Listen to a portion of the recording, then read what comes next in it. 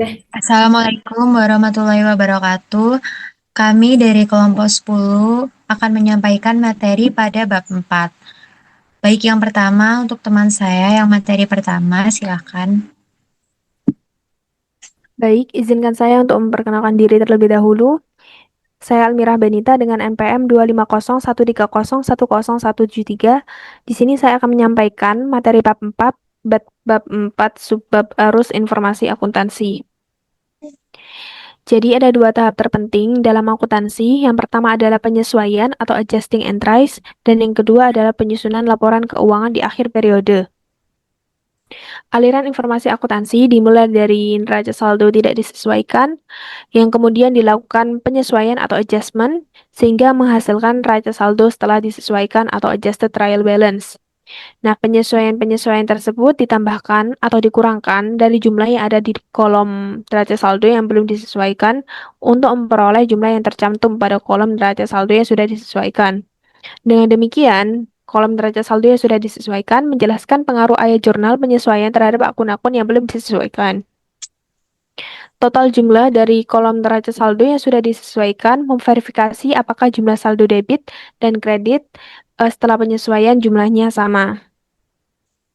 Nah, pada tampilan 1 pada halaman 164 itu menjelaskan aliran akun-akun dari neraca saldo yang sudah disesuaikan ke dalam laporan keuangan. Pertama, akun-akun pendapatan dan beban masuk ke dalam laporan laba rugi. Yang kedua, akun modal pemilik dan akun prive pemilik masuk ke dalam laporan ekuitas pemilik, di mana laba neto sebesar 7.105.000 juga akan masuk ke laporan ekuitas pemilik melalui laporan laba rugi. Yang ketiga, akun aset dan liabilitas masuk ke dalam laporan posisi keuangan. Saldo modal pemilik pada akhir periode juga akan masuk ke dalam laporan posisi keuangan melalui laporan ekuitas pemilik. Sehingga dapat disimpulkan pada tampilan satu tersebut menggambarkan proses-proses akun yang disesuaikan. Juga menggambarkan bagaimana akun-akun yang telah disesuaikan masuk ke dalam laporan keuangan tersebut. Nah, kertas kerja yang ditunjukkan di tampilan satu itu sebenarnya opsional, bisa saja tidak perlu ditunjukkan dalam proses akuntansi. Namun, banyak akuntan yang menyiapkan kertas kerja tersebut sebagai bagian dari proses akhir periode dari siklus akuntansi, di mana keuntungan utama dari pengguna kertas kerja adalah eh, memungkinkan manajer dan juga akuntan dapat melihat pengaruh dari penyesuaian-penyesuaian terhadap laporan keuangan. Hal tersebut tentu saja sangat bermanfaat, terlebih untuk penyesuaian-penyesuaian yang dibuat berdasarkan estimasi. Terima kasih. Untuk materi selanjutnya akan disampaikan oleh teman saya. Perkenalkan, nama saya Mary Perwitasari dengan NPM 25013010209.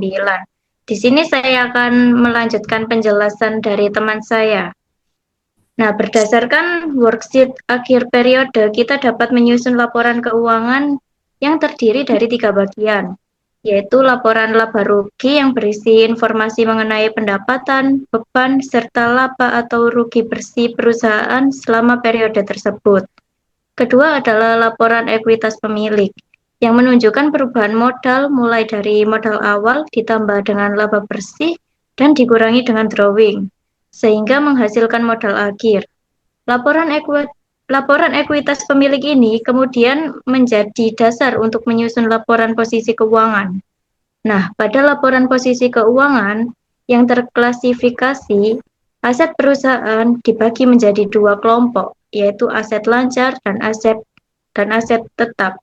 Sementara itu, kewajiban perusahaan diklasifikasikan menjadi liabilitas jangka pendek dan liabilitas jangka panjang. Bagian terakhir adalah ekuitas pemilik, yang nilainya telah disesuaikan dengan laporan ekuitas. Selanjutnya, dalam proses penutupan buku, kita memerlukan 2 ayat jurnal penutup. Ayat pertama digunakan untuk menutup akun pendapatan dan beban ke akun ekuitas pemilik, sehingga seluruh pendapatan dan beban akan memiliki saldo nol. Ayat kedua digunakan untuk menutup akun Prive ke akun ekuitas pemilik. Setelah proses penutupan selesai, saldo modal pemilik akan sama dengan yang ditampilkan pada laporan ekuitas pemilik dan laporan posisi keuangan. Dengan begitu, seluruh akun sementara akan siap digunakan kembali dalam periode berikutnya. Materi selanjutnya akan dilanjutkan oleh teman saya. Oke, sebelum saya mempresentasikan materi saya, izinkan saya memperkenalkan diri saya. Nama saya Marsha Rafada dengan NPM 125 salah.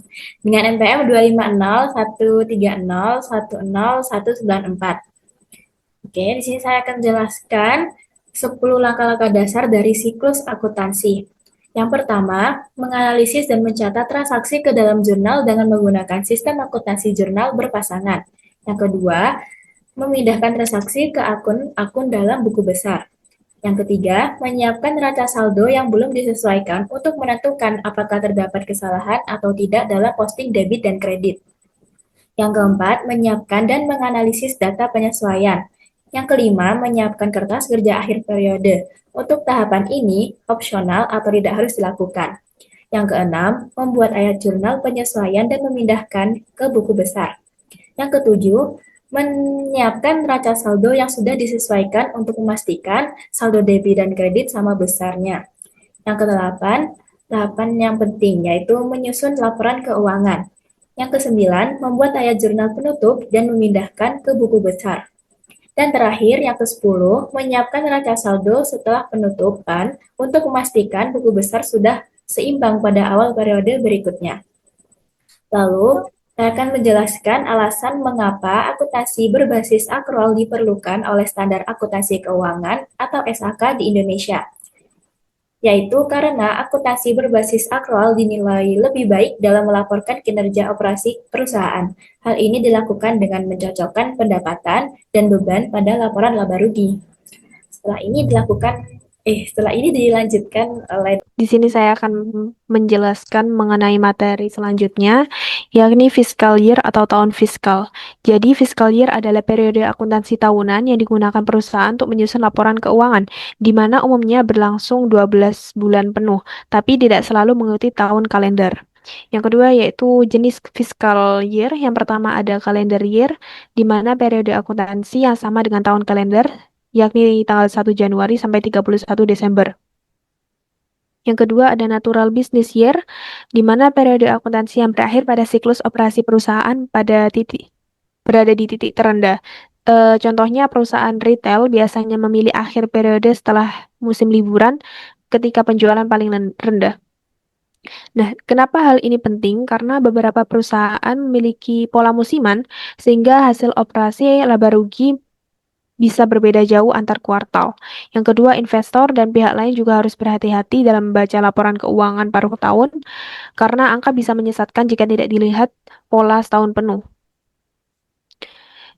Kemudian, dapat dilihat pada tampilan 19, mulai dari diagram menunjukkan alur tahun fiskal secara berurutan, di mana mulai dari awal periode, yang kemudian ditutup dengan income statement dan balance sheet, yang kemudian masuk periode berikutnya. Dan tujuannya hal ini dilakukan adalah agar kita bisa melihat perkembangan perusahaan dari tahun ke tahun. Baik, selanjutnya akan dilanjutkan oleh teman saya. Sebelum saya menyampaikan materi selanjutnya, izinkan saya memperkenalkan diri. Nama saya Davina Cecilia Cahyani dengan NPM 25013010181. Baik, ketika kita membahas kesehatan keuangan sebuah bisnis, ada dua hal penting yang perlu diperhatikan. Yang pertama ada likuiditas dan juga solvabilitas.